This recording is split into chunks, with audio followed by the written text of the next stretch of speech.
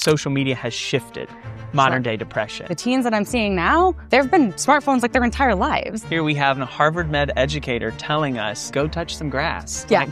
How they respond to this sentence has tremendous implications for how things will kind of proceed moving forward. Your child is not the first child to have depression and to have sort of an uncertain course of illness. At that moment, they need to listen. Having a depressed teenager is so frustrating sometimes. And having a kid is so frustrating sometimes, right? Don't surreptitiously try to track your child. It's not fair to ask them to trust you, and when you don't trust them. There's never a point where I would say, like, you've missed the boat entirely. Today's teens are growing up in a world where anxiety can be live streamed, sadness can go viral, and the line between screen time and real life gets blurrier every single day. And today we're sitting down with an expert who isn't just watching this unfold from a distance. She's in the thick of it, in the day-to-day. So we're here with Dr. Meredith Gansner. She's a child and adolescent psychiatrist at Boston Children's and an instructor of psychiatry at Harvard Med. She's the principal investigator of the Gansner Lab, exploring high-risk behaviors in digital media. And in February, she published this excellent book, Teen Depression Gone Viral, which unpacks how social media is reshaping the way that teens experience, express, and even catch depression, if we can say that. And more importantly, or most importantly, what parents, what educators, what leaders, what clinicians can do. Dr. Gansner's also a mom of two, a self-proclaimed avid Googler, and someone who knows firsthand how hard it can be to separate normal teen behavior from signs of something more serious. She's not just teaching, she's not just conducting research, she is even in the emergency department with kids and families at Boston Children's. She spent years navigating this. So if you've ever wondered, is my teen just moody, overwhelmed, or is something deeper going on behind that screen, this conversation is for you. Dr. Gansner, thank you. It's an honor to be with you today. Thank you so much. That was a very flattering introduction. Well, I'm glad. It's great to be in Boston and outside of Houston, the heat. So we're excited for this conversation. It's a nice time in Boston right now. Nice weather. Well, I want to talk about how important and necessary I think your book is right now. And I think we all know that youth with psychiatric symptoms, with anxiety, depression, they're more vulnerable to the risks of social media. At the same time, and even you acknowledge this, your direct quote, even took one from your book, as a specialty, we are still struggling to understand how to best protect this high-risk population. And social media technology has added this heightened complexity to this situation. So what do you hope that your book adds to this conversation that you would say has been missing? The hope, and admittedly, this was not something I realized until I got into the weeds of planning the book out and thinking about what I wanted to say. But my hope is that people who read this book will walk away from it realizing just how much of an impact digital media and social media specifically, or maybe most importantly, can have on adolescent mental illness, and even just how a family approaches treatment and understanding of an adolescent's mental illness, and just almost every facet of our lives. We know we're turning to devices and the internet, and this also includes how we understand psychiatric illness and how we treat it. We're talking about depression. Maybe let's just start at the very basics. How do you define depression? You say in your book it is a psychiatric condition. It is, but it's also physiological. And what I learned, I think, is it's much more complex than maybe many of us have been led to believe by the media or just general information that I know I've been exposed to growing up. So paint the picture of what does this look like for a teen today? Yeah, I mean, quite honestly, I think even psychiatrists and people who are doing mental health work had been led to believe that it was much more straightforward and understood than I think now we realize that it is. I think when you're trying to understand whether or not a child has depression, for the most part, the symptoms that we attribute to depression in adults are pretty similar in kids, right? So thinking about low energy, thinking about changing in sleep habits, either sleeping too little or too much, less interest in doing the things that they used to love doing, poor concentration, having thoughts potentially of not wanting to be alive anymore. Those are all things that we look for in adult depression, and we look for in teen depression as well. The things that are a little bit trickier about teen depression is that, for one, many of the things that I just mentioned are more common in teens in general and are almost sometimes considered part of adolescent development. So like trouble concentrating or sleep being all over the place, and parents or teens are just like, that, hey, that's normal. Yeah, they're like, oh, that's kind of how they're supposed to be, right? And that I think can make it pretty tricky for parents to necessarily see that there is something going on. Also, irritability is a hallmark sign of depression in teens, specifically in children, and not in adults, right? Yeah, that's something that we don't see as much in adults, and so. That is really, really hard because, of course, most teens are incredibly sarcastic and irritable. And so parents may think like that's just them. They're being more moody and I should be expecting this. But I think, a lot of parents still recognize, they know their kids better than I could ever hope to as a psychiatrist who's just meeting a child for the first time or even just seeing them, once a week. I think a lot of parents have a kind of gut feeling that something feels off or amiss, but maybe because it still sort of looks like normal adolescence. And I think now with digital devices, you can almost miss certain signs, right? Because if a child's on their phone all the time and maybe holed up in the room, parents are like, that's normal. Like, that's just what kids do these days, when in fact they may actually be quite depressed and just scrolling and not socializing with anyone online. And it's always been complex to diagnose adolescent depression. And I think it's even harder now, potentially. Sure. And what I love about your book is you break it down in an accessible way. Because even you talk about the tendency to go to Google, go to Wikipedia, and how and just a lot of the sites that we can go to may not always have the most informed, most complete perspective on where a teen is at. Yeah. And I'm a doctor and I still Google things. So like full disclosure, as you mentioned, I'm an avid Googler. We doctors turn to the internet too for information. So we're not really different in that way. That's comforting. So asking for a friend, if you're like noticing some symptoms of something, like, do you ever go to WebMD and like self-diagnose? Absolutely.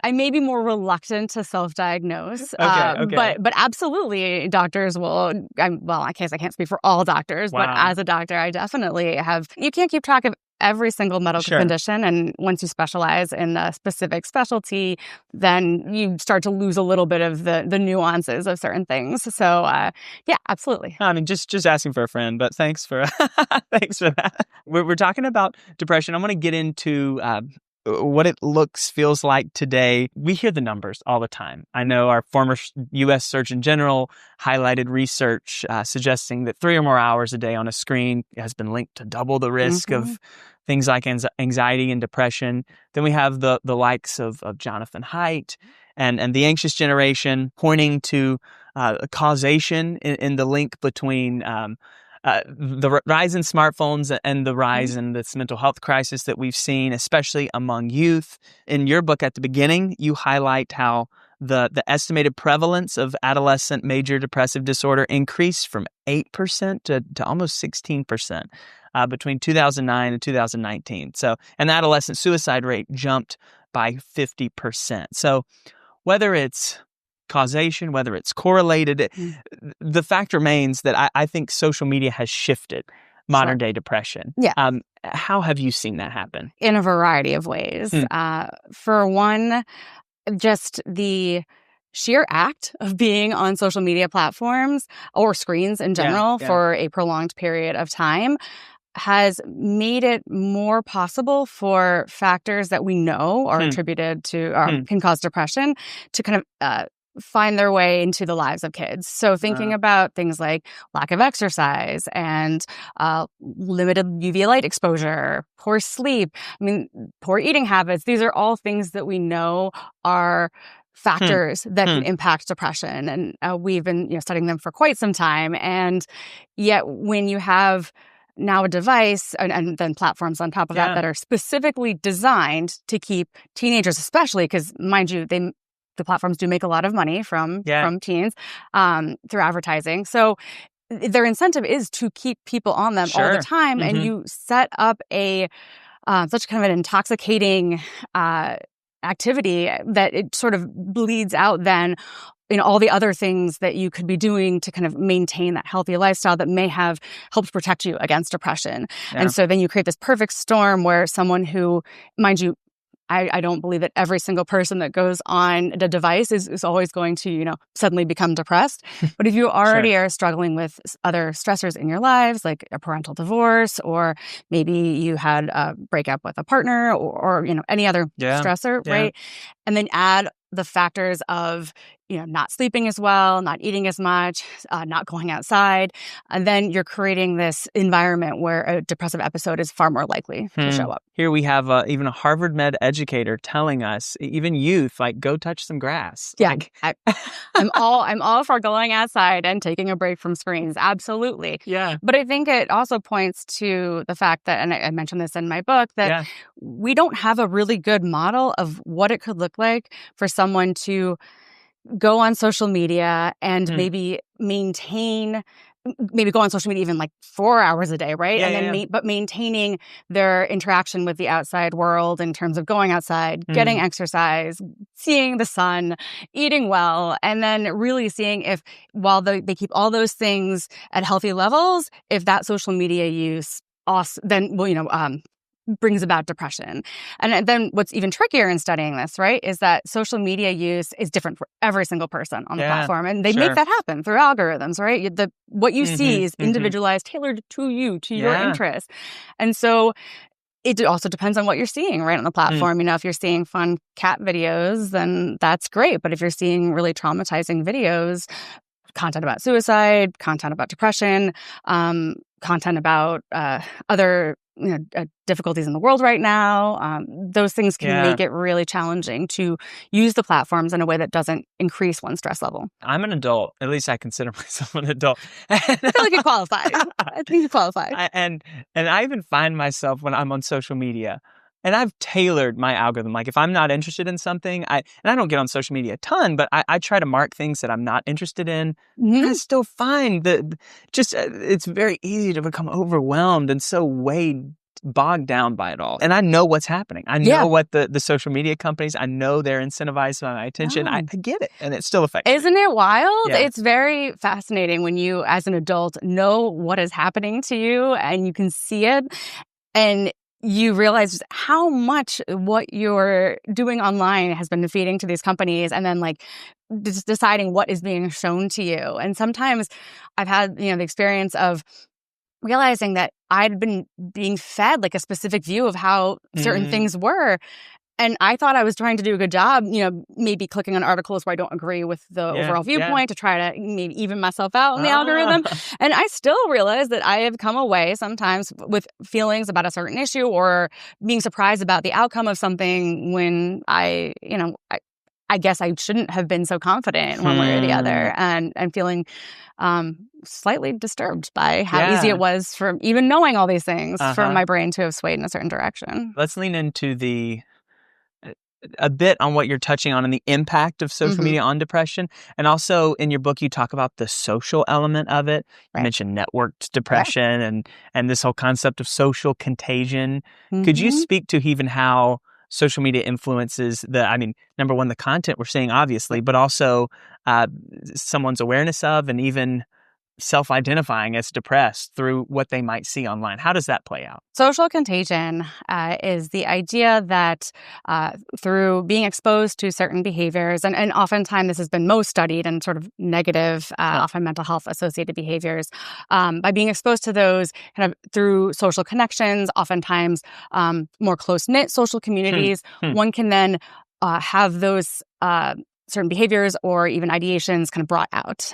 So one of the most, unfortunately, common examples of that and probably best studied is suicidal thinking and the impact of just being exposed to certain content about suicide, depending on how it is written about and how a person is exposed, can make someone who is vulnerable, again, not somebody who probably is functioning very well and is otherwise in good mental health, but someone who is vulnerable, maybe more likely to act on suicidal thoughts or maybe have increasing suicidal ideation and being exposed to that sort of content. And I think what has been even more fascinating is learning how social contagion then, which again, we've known about social contagion for hundreds of years. Yeah. This is not a new concept, right? Like, it is not new that this phenomenon exists, but the speed with which we can now have social contagion and the reach, right? Because we have now these platforms that are fast and widespread and have international reach. The fact that we can now kind of witness these sort of bursts of social contagion in real time through social media platforms has been wild, and it's been incredibly mind-blowing for mental health practitioners, particularly during the pandemic, in seeing how there were certain psychiatric diagnoses that we don't typically see, very commonly anyway, that were suddenly sort of exploding, and maybe not exploding in the sense that we were diagnosing them more, but that we had more and more teens coming in telling us these very clear signs, almost like they'd read them online somewhere, of a certain condition. And we're very convinced that they had these conditions. And it was, and still is, it's a challenge. It's a huge challenge. And you start recognizing just how much having these diagnoses means to these teens. And it's often, most in teens and young adults who start to self-diagnose and identify with these diagnoses in certain ways. And it's oftentimes these diagnoses that are rare, that are maybe more prone to kind of having kind of communities sort of build up around them to kind of support individuals who are struggling with them. And unfortunately, we really haven't seen that as much with depression. And so I think that makes it tough, because if a teen is struggling and you see online that there might be this, these groups of individuals that are supporting individuals with, certain diagnoses like tic disorder or autism or ADHD, I think it may almost feel somewhat disappointing then to have depression where you don't always see that same sort of support for the diagnosis. And there's been a lot of emphasis on, like, how do we support individuals who have these chronic illnesses like ADHD and autism, and because they're illnesses that you can't treat in the sense that they'll go away forever, really.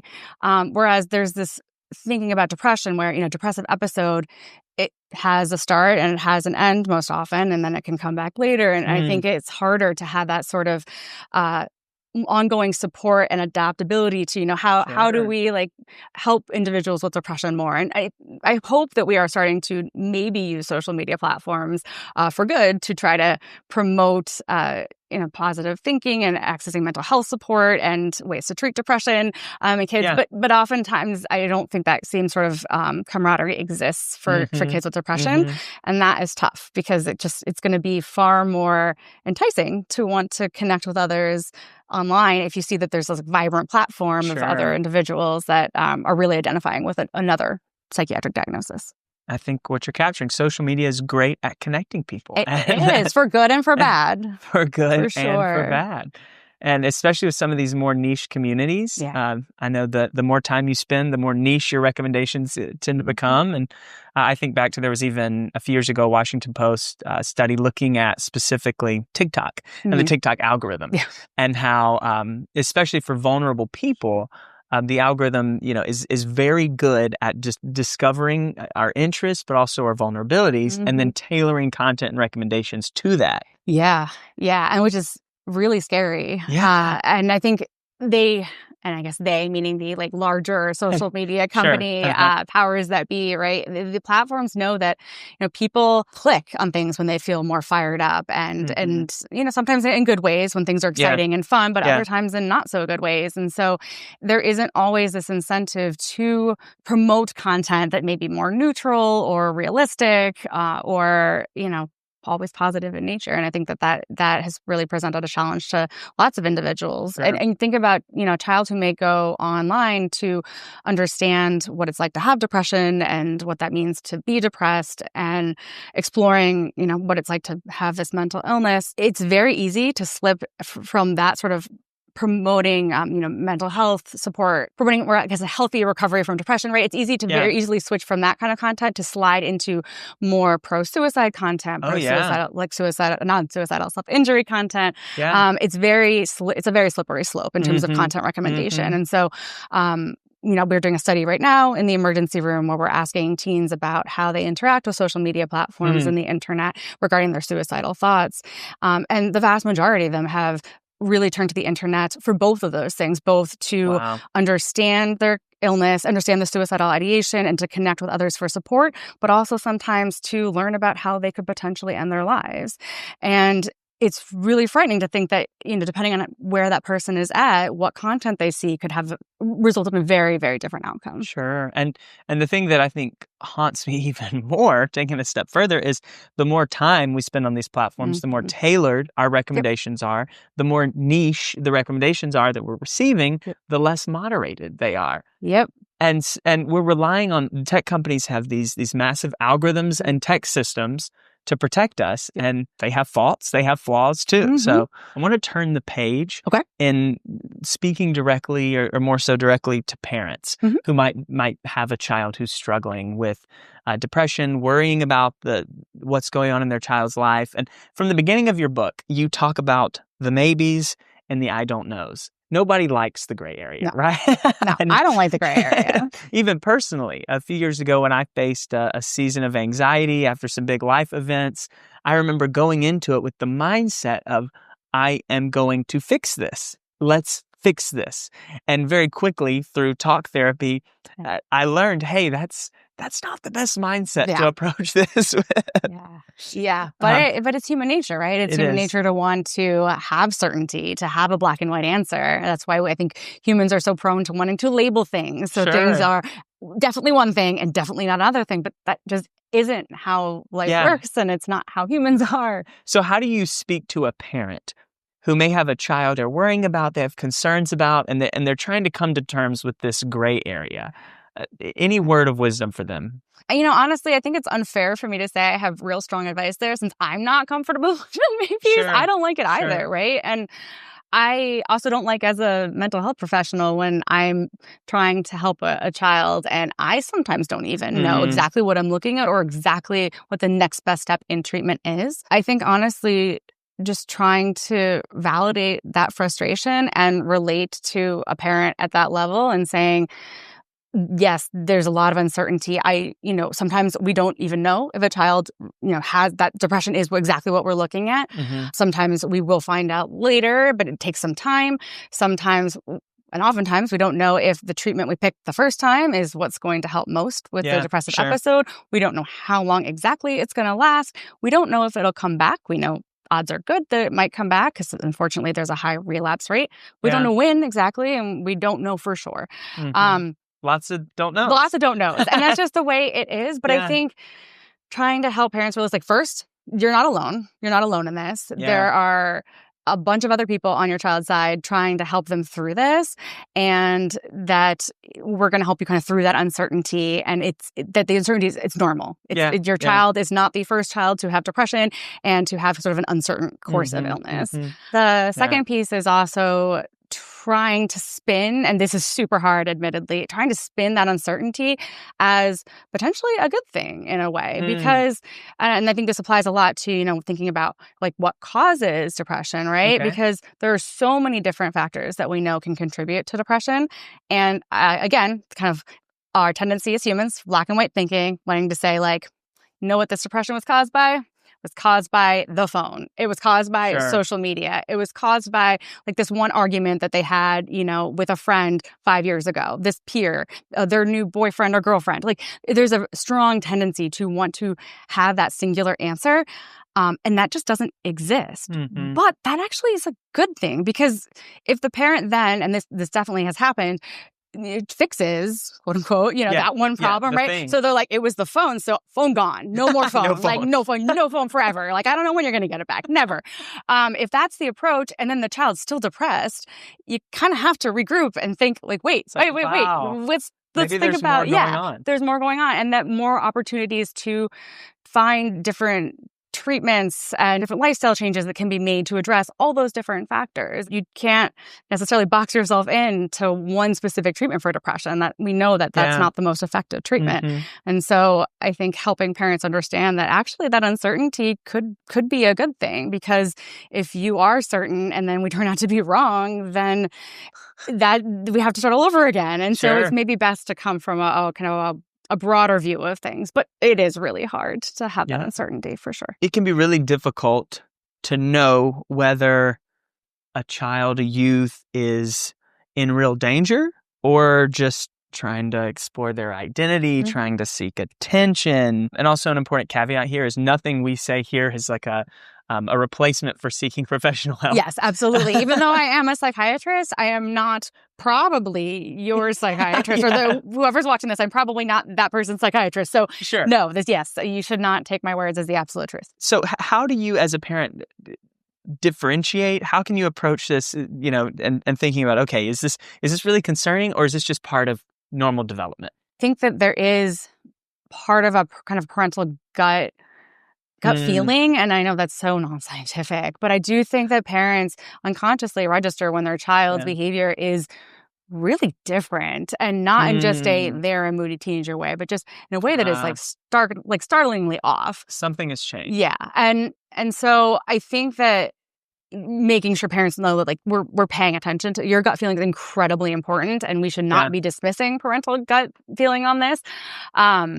And please, if your mental health professional dismisses without even considering what a parent is saying, please find another mental health professional, because that is not helpful at all. It's so important to let parents know that the things that they're seeing, like in the child holding up in the room, perhaps they need to be kind of investigated further. They shouldn't be shouldn't be dismissed in the sense of they're just hanging out in the room for hours, because that's what teenagers do. I think that's where also asking kids about what they're doing online becomes helpful, because again, if you're online all the time, you're either gaming with friends, or you're really connecting with, or you're texting with friends right on your phone. They're using it as a way to gain support and socialize with a group. That's healthy. That can be a important tool in your toolbox in terms of treating the illness or treating a potential illness if there is one. But if your child is just up on their phone, passively scrolling, not really engaging with anyone, and they're not also going out at all with their friends anymore, and they're just kind of languishing, and you notice, their grades are slipping, their sleep habits seem to be all over the place, maybe they're waking up really early, going to bed super late, you start noticing all these things kind of in concert with each other, then it's important to find a mental health professional at that time to say, okay, I'm really worried. There is something that I'm worried, could be depression, but something is going on with my child, that their mental health is in trouble. And so I need to figure what that is, what the issue is. And I love that you talk about all throughout the importance of conversations and connection with your child. We talk about that all the time with Parent ProTech, and we have lots of conversation starters, because our goal at the end of the day is hey, if we can get parents talking to their kids more about the online spaces that they're in, that's a win. Oh, absolutely. I mean, if that could just happen globally, it would be amazing. Yeah, absolutely. Yeah. Love that. When we think about the online world, when we think about many who are depressed, one thing that we hear about often, and has been highlighted recently even in the news, is the Department of Homeland Security has even highlighted a massive rise in threats against others, threats against individuals, against themselves, specifically on social media. We hear many schools and districts we work with talk about how much of an issue this is. And one thing that you talk about in your book is a phrase that might be thrown around online, as tragic as it is, as "I want to kill myself." And if a child says that, if a teen says that, there are cases where they may really mean that, but there are also cases where it might be more to it. I want to read a direct quote from your book. You said, "It may be that when your teen says, 'I want to kill myself,' they actually mean, 'I'm so angry at you right now and I don't know how to deal with that emotion.' Or, 'I'm so embarrassed that I messed up again and I don't know how to tell you that.' However, 'I want to kill myself' could also very well mean that your teen does in fact want to kill themselves." So that was a very long lead up, but can we talk about, in those moments, what is the key to responding and not responding in a way that drives a wedge and divides you further from your child? One thing I definitely emphasize in my book is that parents at that moment should absolutely, when they hear those words from their child, need to do everything within their power to take stock of where they're at emotionally, and really do a self-check-in is kind of what I say in the book, because how they respond to this sentence, to that statement, "I want to kill myself," has tremendous implications for how things will kind of proceed moving forward. If a parent reacts incredibly shocked and devastated or is so overwhelmed with emotion by it that they, just they can't kind of talk to their kid in the moment beyond just saying like, no, it can't be. This is horrible. There's no way that you could be feeling that. And I just, that would break me. It would destroy me. If that is the response, then the child, and I've seen this commonly, even when that isn't the response, the child is so terrified of hurting their parent and causing distress to their parent, who may already be incredibly stressed for such a variety of reasons, that they just will say, okay, well, then clearly that was not the right thing to say. So I shall not tell anybody moving forward because this will break it will break their hearts. And I can't have that. If you also respond in a way that is sort of maybe overly disinterested, or hopefully I don't think you'd be overly disinterested, but just disinterested, dismissive, saying like, no, like where you don't show any emotion at all, and basically implying, right, that you don't actually take that threat seriously. Then you're telling your child that how they're feeling is sort of non-important, that you don't really want to kind of explore that with them further,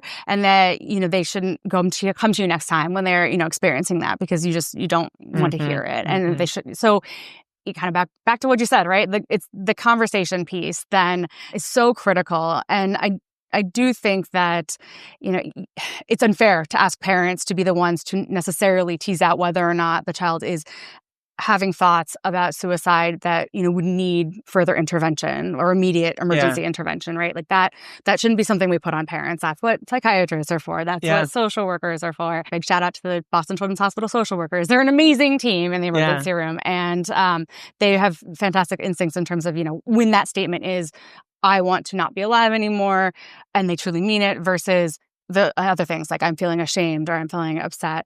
So definitely once the parent kind of can step back and just realize, like, at that moment, they need to listen. That their job is to listen to whatever their child is going to say. Obviously within the child is, berating them, or, if it leads to something further on distress, unsafe, that's, maybe a reason you would say, okay, let's go back to this when you're not screaming at me. But the child is trying to communicate something. And I think as humans, we take for granted the fact that learning what an emotion is, and specific emotions, is like, this is like human nature, right? That just, it's like comes naturally. And that is absolutely not the case. Like kids learn emotions and kind of identify them through the help of adults who understand that is the emotion, right? Like no child at like the age of, well, okay, I can't say no child, but certainly not my kids. At the age of 4 have been like, I'm feeling ashamed. That is why I threw this right now when you yelled at me. Like that's not a thing we see. And man, that would be the best 4-year-old ever, but it's not typical. And so it really isn't something that's that abnormal, unfortunately, sometimes for kids, especially now with the internet, where they might hear people saying or see people saying things like, I want to die, or I don't want to be alive anymore. It's not abnormal for a kid to maybe use that phrase when they're just trying to express how distressed they are at that moment, that they just cannot deal with that emotion. And so it's trying to clarify that. And that's where, getting the help of others, whether, if you're going to the emergency room or if you have existing mental health providers, consulting with them, that's a really important next step. The parents should not ever feel like they're in that alone to make that decision by themselves. That's truly horrifying place for parents to be in, and so they really shouldn't be trying to navigate it alone. What you're highlighting is our first instinct is not always what we need to not respond out of that place. But even for my wife and I mean, we don't have kids yet. It's coming soon. But even when we're in tense moments, we've learned the value in just taking a moment to breathe, take a walk, and then coming back with more of a clear head. And we tend to say fewer things that we'll regret. Absolutely. And so even for parents, in those heightened moments, as unnatural as it may feel, take a beat, take a breath, and come back. And I mean, it's something that certainly merits more than a 30-second conversation, even if it was something that 30 seconds later the child says, like, I did not mean that. Like, I meant that was not at all what I meant. Even then, it still warrants a discussion and an exploration of it, and that shouldn't be rushed through and dismissed. And I mean, I feel for parents. I mean, if that's a statement that your child makes while you're trying to make dinner and take care of the other kids in the home and do all the things which so many parents are doing these days, then you really may not have time at that moment, and you may have that kind of urge to dismiss it and say, like, you don't, like, it's human nature to just have that feeling of overwhelm and want to just push it away and keep moving forward. And I think as long as parents can, as you said, take a beat and say, like, I absolutely want to talk, once ensuring their child is safe. Sure. Figuring out, whether or not that's something they need to immediately get emergency help for, or, they can find a time later that evening if the child says, like, no, I didn't mean that, backtrack and say, well, I do want to talk to you about what you said further. We really should talk about it because it is still an incredibly serious thing that you said. And, having those thoughts is...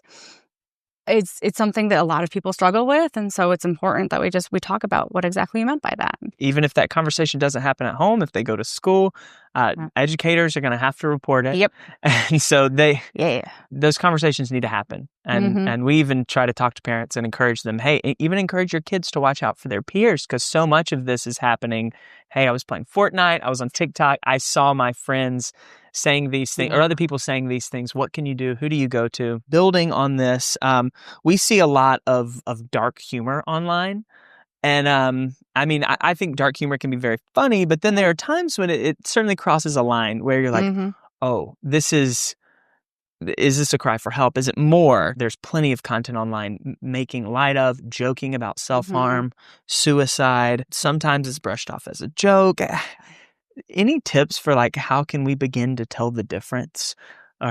Yeah, that's tough. I feel like in these cases, you kind of have to err on the side of caution to a large extent. But I also think that many people who may be kind of prone to that darker humor anyway, it's not always an either or. Like, this individuals who tend to kind of have those darker thoughts may also, in fact, have struggled or be struggling with those thoughts too, even if they're saying it at that moment in more of a kind of exasperated way in which they didn't really intend to act on it.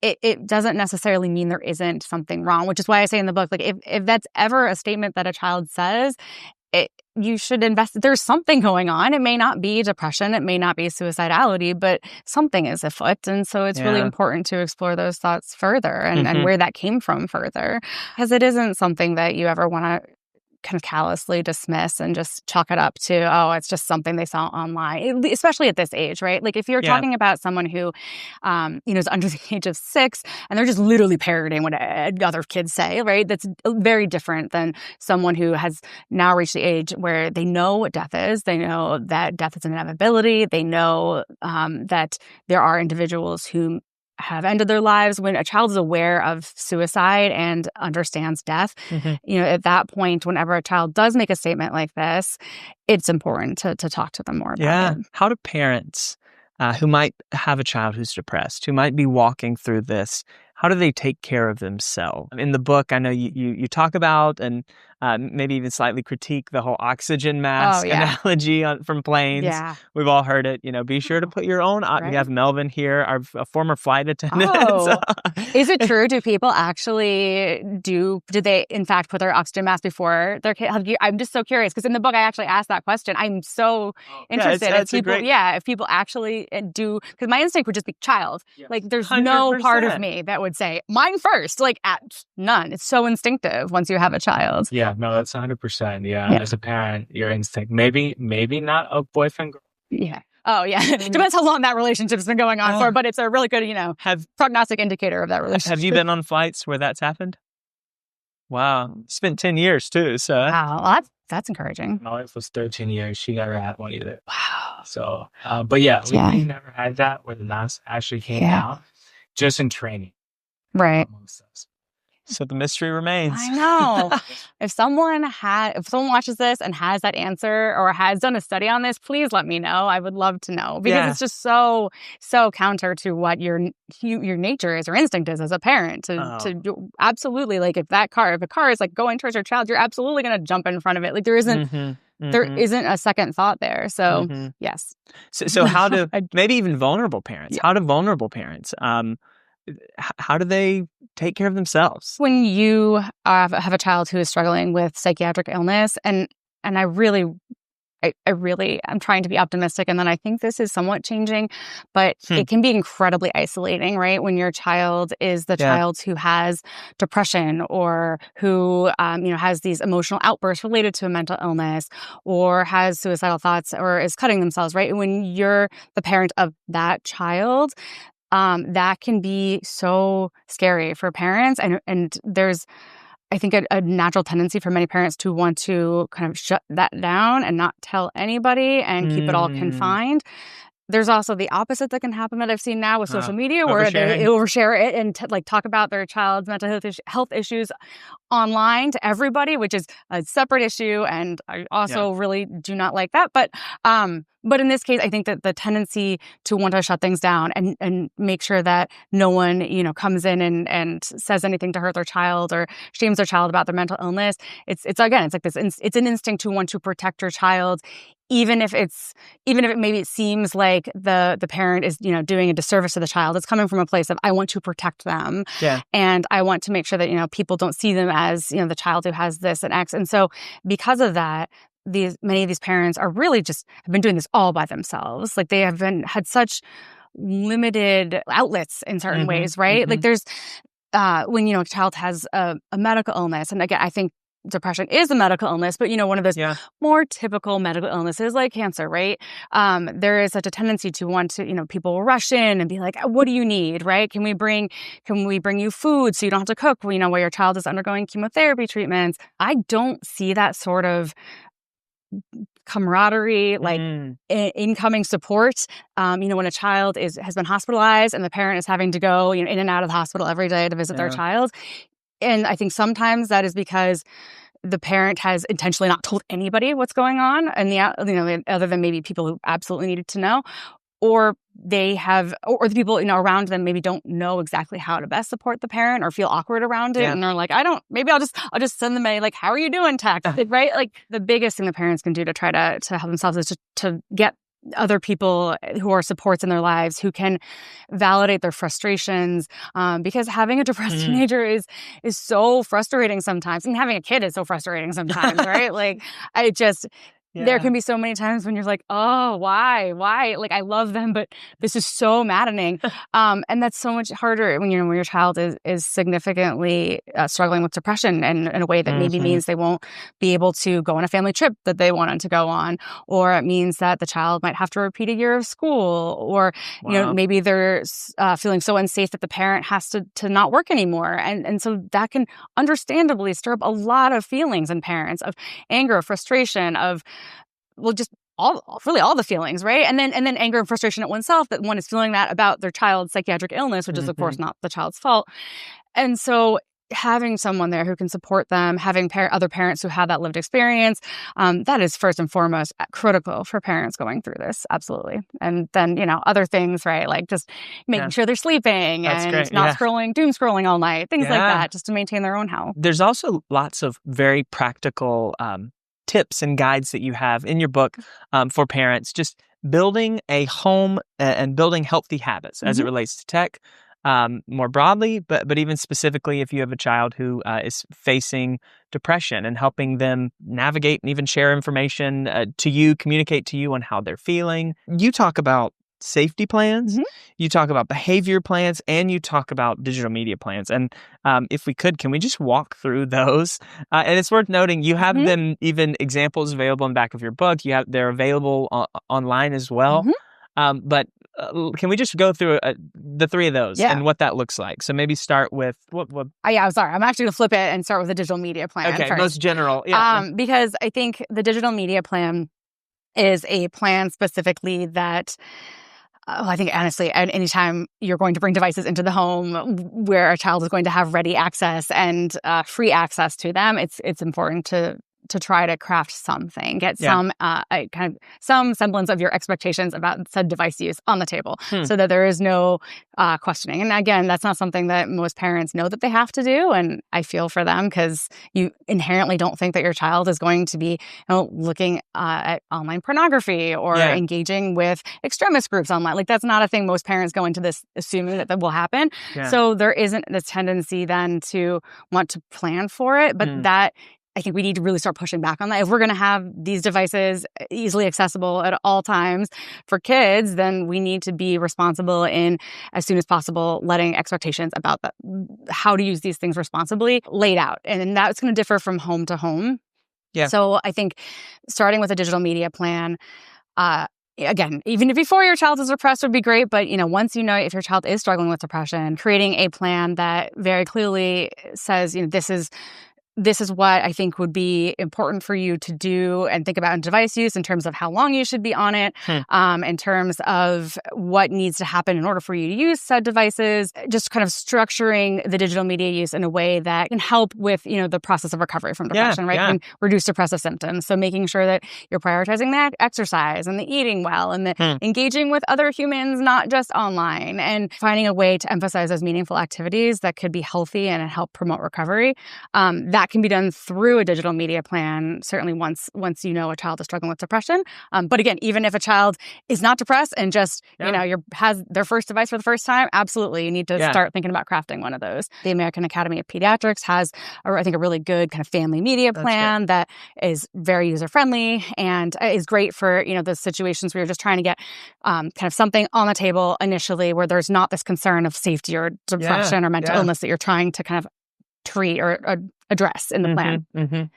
Safety and behavioral plans, however, are more specific for, times when you're really trying to, again, prioritizing certain behaviors that may be health promoting and not those that are very maladaptive for recovery, regardless of the psychiatric illness. And so we implement those a lot in terms of, we'll frequently put kind of digital media restrictions into those behavioral plans, expectations surrounding things that they would have to do, in, maybe responsibilities in the home before they might be able to go gaming or do another desired activity. Essentially, a way to kind of incentivize, again, those health promoting behaviors and disincentivize those behaviors that are going to prolong the recovery process. The safety plan comes in when you're really just needing a tool to understand why your child is behaving kind of in an acutely unsafe way and figuring out how you can communicate with your child in a very kind of easy to understand, quick way about safety kind of in the moment. And so that will come into play, really when a child is having suicidal thoughts, most commonly if they're depressed, but also if the child maybe is really struggling with non-suicidal self-injury, like cutting, if they're engaging in high-risk substance use, things like that, then one could also think about creating a safety plan for that too. Oftentimes we'll ask kids to really think about, what it feels like for them to be at a 10, so to speak, of whatever, at like that point where they're about to engage in that behavior, thinking about what that looks like, how a parent will know, and then, or another trusted adult, and then how they can communicate that to that trusted adult or parent in a way that can allow for maybe not like an intensive interview. Like this safety plan should not be something where it's like, now let's talk with the child about their safety for like 45 minutes every time. That's exhausting for kids. It's a way that you want to know when the child is at the point where they absolutely need an intervention, someone to help come in and protect them. And so it's a way to communicate that. And so that's sort of how the safety plan is used versus it's a quick assessment. Exactly. And I think there can sometimes be a tendency to want to blend certain parts of a safety plan, including around like suicidal thinking, for example, into a behavioral plan and say like, oh, well, you've gone like this long without having suicidal thoughts, then, you can get your phone back. I really caution parents from doing that because then you risk the child saying, well, I want my phone back, so I'm not going to tell you when I'm having suicidal thoughts, which is the opposite of what you want. So making sure that you're not, punishing your child for having urges to want to maybe use substances or punishing them for having suicidal thoughts or, punishing them for cutting.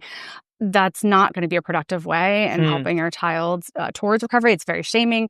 And so there's lots of, I'm not trying to, prioritize my book here, but there are a lot of tips about how to craft these plans in the book, and thinking about, the ways in which crafting these things can go horribly awry, but also ways that you can individualize them for your kiddo. That's good. That's good. Safety plan is assessing in the moment, whereas behavior plan, more broadly, just promoting a healthy lifestyle. And certainly safety plans can have like kind of in the moment coping skills tips in them. So like if your child's saying like, yeah, I'm kind of like at a 6 on a scale of 0 to 10, I'm not feeling great, we had an argument, right?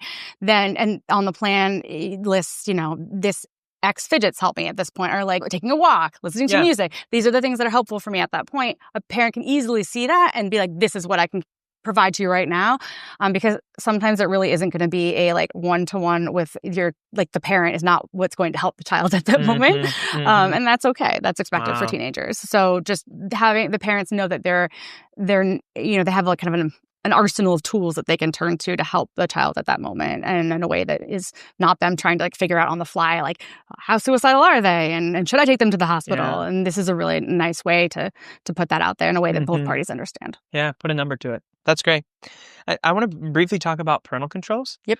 And parental controls can be really helpful in setting some practical boundaries. Yep. But right now there's also many apps that will monitor and track to a degree that I might even say is over the top. In your book, you write, make sure that the content you gather from the app, referencing these parental control apps, informs rather than replaces conversations with your teen regarding what they're up to online.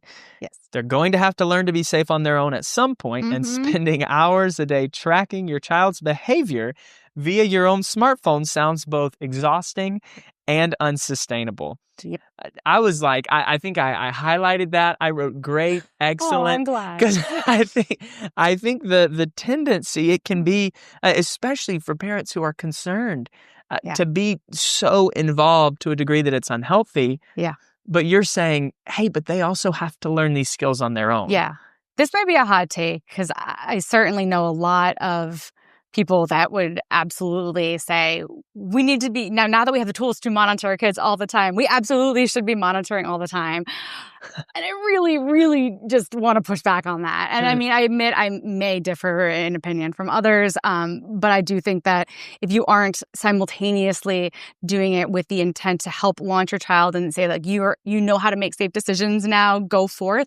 I mean, you're setting that poor child up. If they know that their behavior to some degree has been monitored and watched online for a long period of time, either A, they're going to eventually find the way around it and be finding and accessing all sorts of stuff that they won't be telling you about because they know they're being monitored, or they do in fact stick to all sorts of like only safe kind of restricted behavior for 18 years. And then all this, when they're, suddenly have no parental controls and they're on their own, right? All this content on the internet is suddenly readily available to them. Yeah. And how do they process that? How do they think about that content?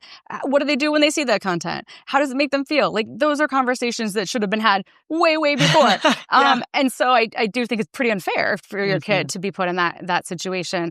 And I also think that there's so much of adolescent development and us, kind of becoming our own individuals that is really kind of nurturing the process of mutual trust between, right? Like the whole process of parenting is hopefully, I'm going to say this now, right? And like 10 years from now when my kids launch, I'm going to be like, oh, did a terrible job there. It's a process of you really helping to train your child so that they can go be a productive adult out in the world and be safe.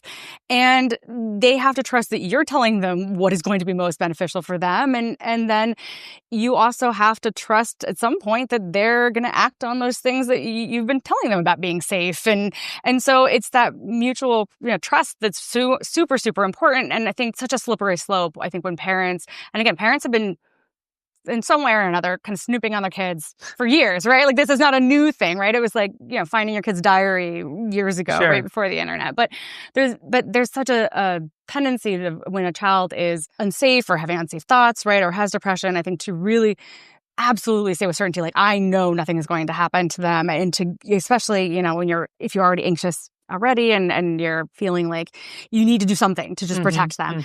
And so parents go in there being like, I now have this cool device that lets me know every single thing my child is looking at. And now no anxiety gone. Yeah. And that is so risky because it sets up this idea that the parent will then, I think oftentimes have trouble letting go of this idea that the parent's just always there, always monitoring, a false sense of security, versus the parent just isn't really having those kind of meaningful safety talks with their kid that could, be really beneficial. So I think there is a time and place for a safety app app, parental control app, when a child's doing something so incredibly unsafe online that you absolutely, need to monitor it. Like if they're looking at ways routinely to harm themselves in a significant way, absolutely. If they are routinely looking at extremist violent content, like things that are that have a really high correlation with, potentially acting on those thoughts, absolutely. But it cannot be something you just put on a phone and then say, done, like problem solved, right? Like that's not helpful. And so if you do start using one of these apps, one needs to have a good plan in place and work, again, with mental health professionals to figure out how you can slowly start to give them some of those privileges back and learn to trust each other. I think it's such a violation of trust. Also, when parents, just even if they don't use a parental control app, going on their child's phones without telling them or their devices without telling them, in a behavioral plan, you can certainly make part of it like if X happens, I will be checking your phone periodically, or you will not have unsupervised social media use, but let them know. I mean, don't surreptitiously try to track your child. Don't, try to look at their devices and guess their passwords like while they aren't looking. I mean, it's not fair to ask them to trust you and when you don't trust them. So that's the key word for me there is trust. It's a critical part of development. Obviously, many different parental control tools. Yeah. And we do this all the time, and I don't even know all of them, but there's one that I do appreciate their approach. And Bark, specifically, I have this phone, and the Bark phone. And instead of giving parents every transcript of every message, they have an AI system, and I've tested it. It's pretty good. And if there's a particular message that flags for non-suicidal self-injury or suicidal ideation, something overly sexualized, violent content, it'll just flag that one message and alert the parent and just give them that one message. And then, of course, the parent has the responsibility of going and beginning the conversation.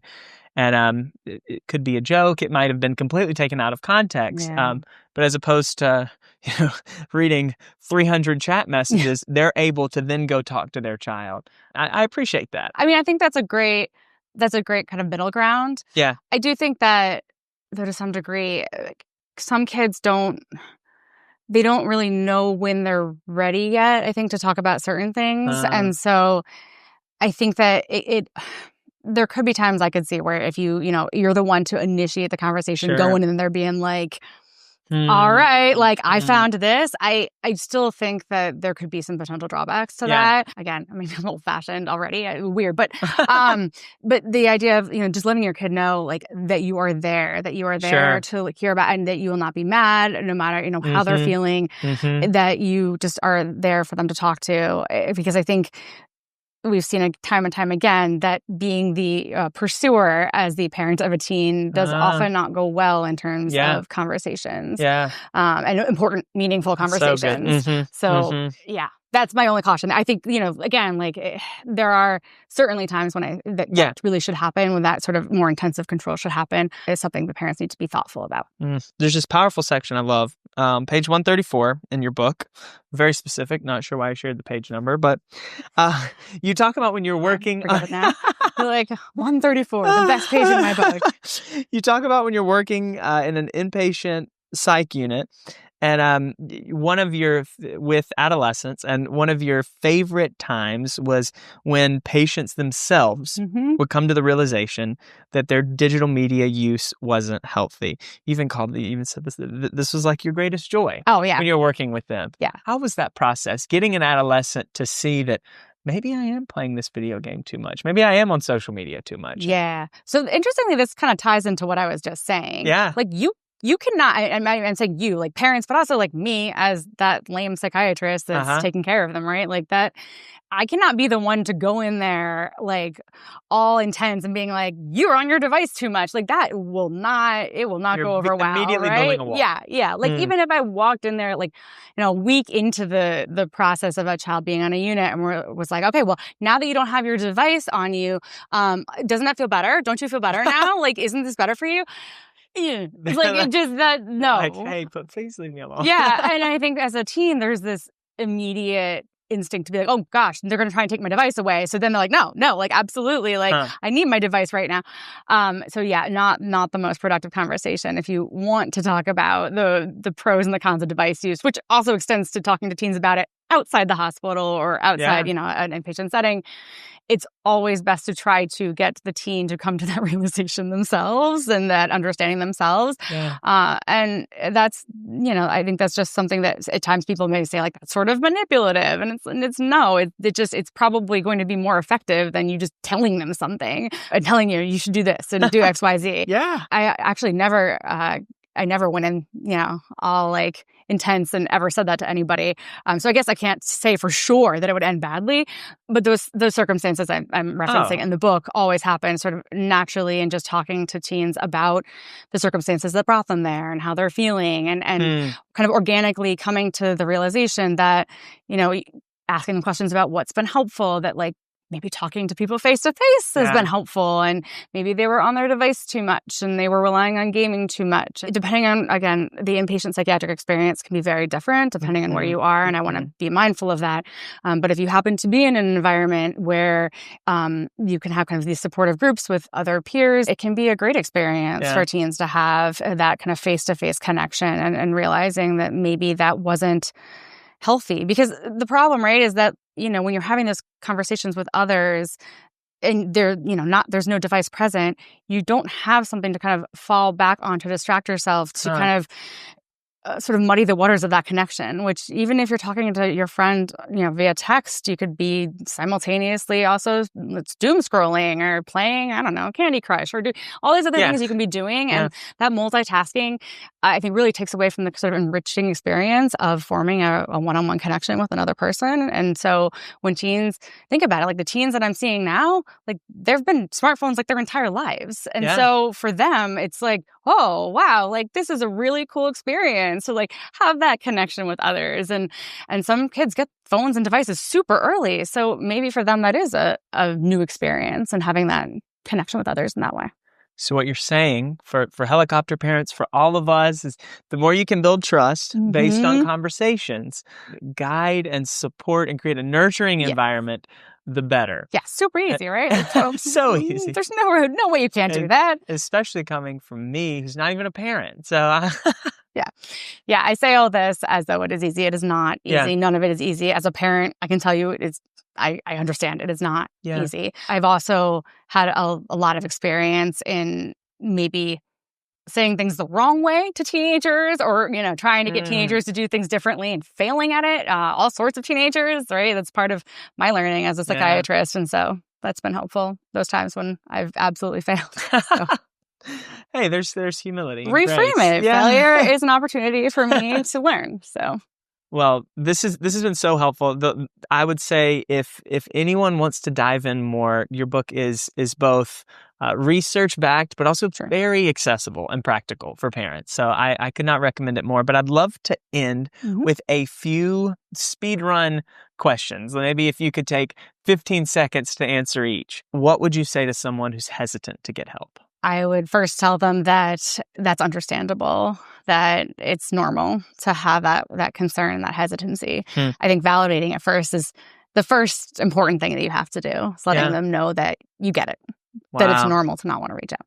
What would you say to an adolescent who feels alone in their depression, especially in a world that's so connected, yet they feel so isolated? The instinct is always to say you are not alone. And I still frequently turn to that and being like, you're not alone. But again, I think it's also helpful to not just try to say the exact opposite or to contradict whatever an adolescent is saying. I think, as a psychiatrist in me, I think I would probably first ask, what makes you feel that way, right? Like, what makes you feel that you're alone in this? I mean, most teens know that other teens have depression, but for them specifically, they're feeling like they're not connecting with others. Why? Got to figure out that why. That's how you solve that problem. Begin that conversation. Keeps coming back to conversation. Yeah, I know. Again, it's probably the nature of my specialty. What would you say to a parent who feels late to the game when it comes to intervening in their child's depression? I would say it's never too late. There's never a point where I would say like you've missed the boat entirely. The point is now you recognize it and you can do things. There's not, unfortunately, obviously in the case of suicide, potentially not, but but otherwise, no. There is not a point where it is too late to do something. That's great. Okay, let's zoom out. if you had 20 seconds to speak directly to every parent raising a teen in the tech world, what would you say? Similarly, I'd say it is never too late to teach your kids how to use devices responsibly and to understand how devices can impact the way, and social media on devices can impact the way that they view the world and the way that they interact with others in the world.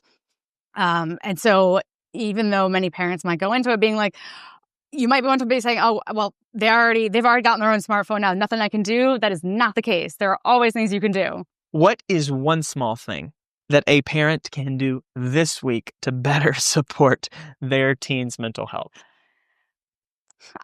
Real cop-out answer maybe, but I would say just let them know they're there. Like, just as much as possible, let your child, your teen know that you're there to talk to them if they are wanting to talk to you. Just be there with them. If they'll allow that, you can just sit with them, sit side by side with them. Sometimes, teens may feel more comfortable if you're not trying to directly interrogate them, right? You might just sit side by side with them and let the process kind of occur organically. I'd say many times you can step back and allow for that without that intensity. That's always a good thing. Without that intensity. When you look at the landscape, mental health landscape, all these tech challenges, what gives you hope? I'm not often asked that question. What gives me hope? There are so many people who are so invested now in trying to understand the impact of technology and devices. And these are people from such a wide variety of backgrounds and professions, and they have different educations. And there are just so many people who are trying to tackle this issue in sort of different areas. We are still nowhere where we need to be because, unfortunately, technology evolves so quickly that research, policy, the things that we know could be helpful cannot catch up to that.